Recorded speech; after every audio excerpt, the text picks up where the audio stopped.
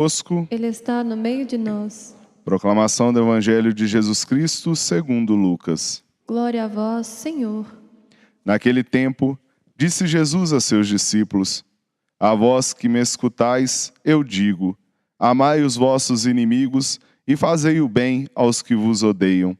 Bendizei os que vos amaldiçoam e rezai por aqueles que vos caluniam. Se alguém te der uma bofetada numa face, oferece também a outra. Se alguém te tomar o manto, deixa-o levar também a túnica. Dá a quem te pedir. E se alguém tirar o que é teu, não peças que o devolva. O que vós desejais que os outros vos façam, fazei-o também vós a eles. Se amais somente aqueles que vos amam, que recompensas tereis? Até os pecadores amam aqueles que os amam. E se fazeis o bem somente aos que vos fazem o bem, que recompensa tereis? Até os pecadores fazem assim. E se emprestais somente àqueles de quem esperais receber, que recompensa tereis? Até os pecadores emprestam aos pecadores para receber de volta a mesma quantia. Ao contrário, amai os vossos inimigos, fazei o bem e emprestai sem esperar coisa alguma em troca. Então a vossa recompensa será grande e sereis filhos do Altíssimo, porque Deus é bondoso também para com os ingratos e os maus. Sede misericordiosos, como também o vosso Pai é misericordioso.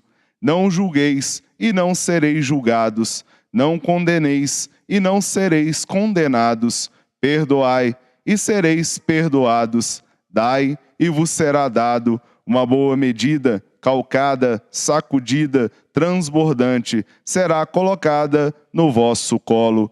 Porque com a mesma medida com que medirdes os outros, vós também sereis medidos. Palavra da salvação. Glória a vós, Senhor.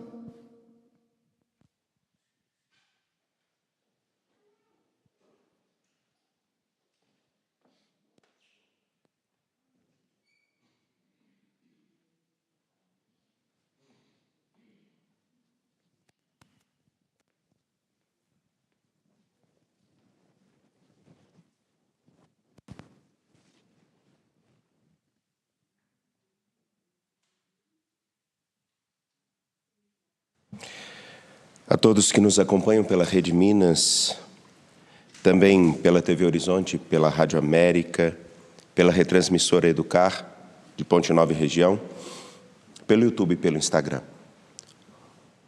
Que Deus abençoe e guarde a todos e os fortaleça. E que nessa manhã todos nós possamos abrirmos-nos à grandeza daquilo que a Escritura nos apresenta como um itinerário belíssimo. O itinerário esse que, a princípio, acredito que, olhando para o primeiro livro de Samuel, no capítulo 26, versículos 2, depois do 7 a 9, 12 a 13 e 22 a 23, temos um panorama de um ímpeto que marca o contexto atual não só presencialmente, mas também nas vivências virtuais de nossas relações, todas elas. Voltamos a olhar para a figura de Saul e Davi. E ao redor de cada pessoa tem sempre um grupo caminhando. Saul desce com 3.000 homens para pegar Davi por um sentimento pequeno, baixo, mesquinho, um ciúme. E um ciúme sem sentido. Isso porque Saul deveria se recordar que ele foi colocado onde está por alguém que é muito mais importante do que ele. Coisa que Davi bem o sabe. E ao redor de Saul e de Davi existem, como disse, pessoas que se articulam. E Davi está com Abissai. E vejam que ironia da história. Meus caros, que ironia. Em um momento, aquele que era perseguido tem o seu algoz em suas mãos. É possível fazer o que quiser. E existem instantes em que a gente pode ter pessoas, essa expressão é metafórica, viu? Em nossas mãos. E fazermos o que quisermos.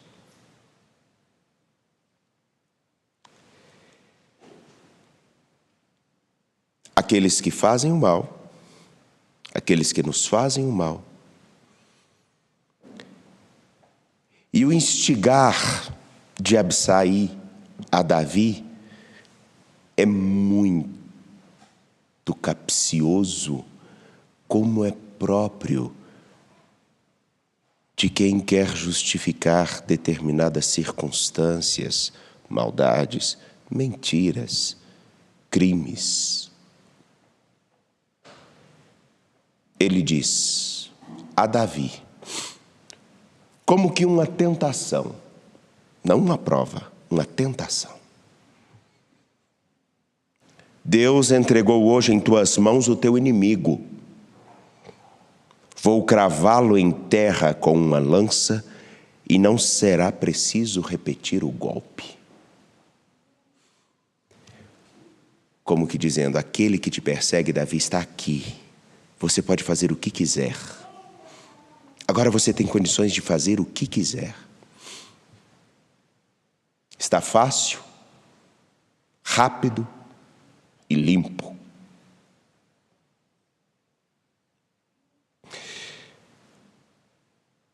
Claro que isso não é narrado na Escritura e também isso não é narrado e não deveríamos ter essa preocupação, mas só um lampejo. O que não teria passado na cabeça desse homem? Quais as dúvidas que não teriam surgido dentro de sua cabeça, que olhava e sabia aquilo que estava escrito no contexto do povo de Deus que vivia em lutas e que a Escritura nunca justificou olho por olho, dente por dente. Entretanto, era comum, como ainda é comum, pensar aos meus amigos tudo, aos meus tudo, e aos seus nada.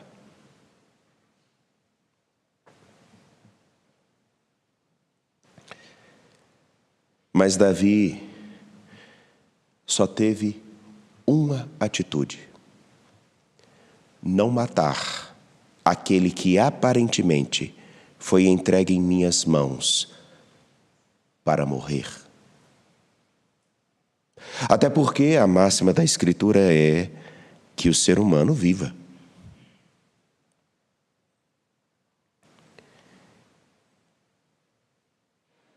De tal maneira, e simplesmente, Davi, ao pegar a lança de seu inimigo e depois apresentá-la, diz: eu poderia ter me igualado a você. Eu poderia ter sido como você.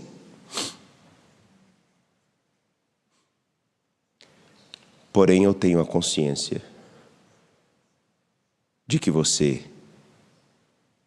é alguém que representa algo muito maior.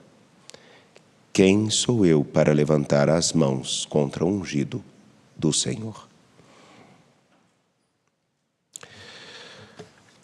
A mesma lógica é apresentada no Evangelho de Lucas, capítulo 6, versículos 27 a 38, onde o Senhor continuou o discurso de domingo passado, no qual ele ergue o olhar e olha para os seus discípulos e diz... No meio da multidão, ele olha para os discípulos e diz: bem-aventurados os pobres e malditos os ricos. E agora ele vai dizer: amai os vossos inimigos, dá a quem te pedir. E como fim, sede misericordiosos, como também o vosso Pai é misericordioso. Não julgueis e não sereis julgados, não condeneis e não sereis condenados. Perdoai e sereis perdoados. Dai e vos será dado. Meus caros, aqui um desafio. Não só nas redes presenciais que temos, mas também nas virtuais. Sabermos se realmente aquele título que nós cantamos durante tanto tempo e que misericordiosos como o Pai, misericordiosos como o Pai, que foi cantado e alguns até não cantam e nem conhecem esse canto. Isso não é um problema, mas clamam tanto pela misericórdia e falam tanto dela, mas se esquecem de um princípio, que a misericórdia ela é embasada na verdade, não na mentira. Saul persegue Davi por uma mentira. A mentira de achar que Davi queria destruí-lo. E Davi lhe dá uma prova completamente diferente. Você me oferece um rosto. O da violência, o da mentira, o da perseguição. Eu te ofereço o da verdade, o do compromisso e o da compaixão. Não existe misericórdia fora da verdade, porque a misericórdia implica num caminho de conversão também daquele que é misericordioso. Como assim? Poderíamos pensar que Deus, então, teria que se converter? Não. Se conversão significa voltar o olhar, Deus sempre volta o seu olhar para nós. Resta saber se nós voltamos o nosso olhar para Ele. E ao olhar o nosso olhar para Ele, se nós estamos deixando com que Ele nos forme segundo um homem novo, seu Filho Jesus Cristo. Que é a verdade, que propõe a verdade. A misericórdia, ela implica sim em olhar que alguém pode nos oferecer o que há de pior e como nos oferecem. Sem nada termos feito. Mentiras inúmeras. E percebermos que aqueles que também estão ao nosso redor podem sofrer com as mentiras que são ditas, proclamadas em todos os cantos e multiplicadas. Entretanto, podem nos oferecer a lança. Mas se somos discípulos de Cristo, oferecemos a cruz. Como assim? Se a lança é sinal da violência, a cruz é o sinal pleno do compromisso de fazer o bem, é o compromisso com a verdade, é o compromisso com a nossa missão, que nem todos entenderão. E há uma realidade muito simples. Os discípulos não entendiam o que existia após a cruz. Nós ainda também não entendemos. Porque se assim tivéssemos entendido, nós teríamos feito um caminho diferente. Não propagaríamos mentiras. Outro detalhe, não cairíamos no erro de achar que estarmos em determinados meios, com determinadas compreensões e com determinadas visões, justificariam toda e qualquer atitude, qualquer agressão, verbal ou mesmo física. Não justificaria termos uma sociedade onde vemos que a política começa a manipular muita coisa e muita gente.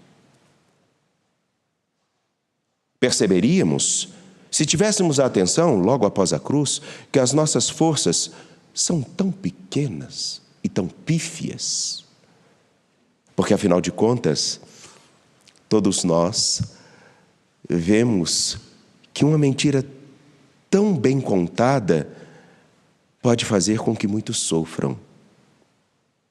Seja por causa de uma vacina, seja por causa do combustível, seja por causa de uma mentira bem contada, onde até assassinos começam a ser chamados também de ficha limpa, entre aspas.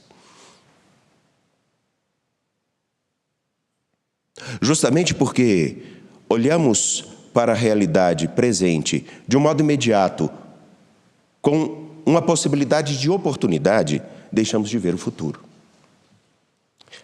Abissai é assim. Ele olha para o momento onde o algoz de Davi está ali, à disposição. Ele pode ver esse momento como uma oportunidade para ganhar, segundo a lógica do tempo presente, onde aqueles que nos atrapalham, aqueles que atrapalham os nossos planos, devem ser destruídos a qualquer custo. E é isso que marca o tempo presente. Ou podemos nos lembrar do protótipo que Davi é, que ainda que exista a oportunidade do massacre, propõe-se a vida. Ou o exemplo do Senhor nosso Jesus Cristo, que ao chamar-nos para sermos misericordiosos como nosso Pai, Ele nos apresenta aquilo que todos nós dizemos que queremos, misericórdia. Mas também Ele apresenta uma coisa: queremos misericórdia? A pratiquemos a partir da verdade. Se não for assim, estaremos, infelizmente, todos, dos mais fiéis ou dos tidos como menos fiéis, como meros atores na história, cumprindo determinados papéis. Infelizmente, esse teatro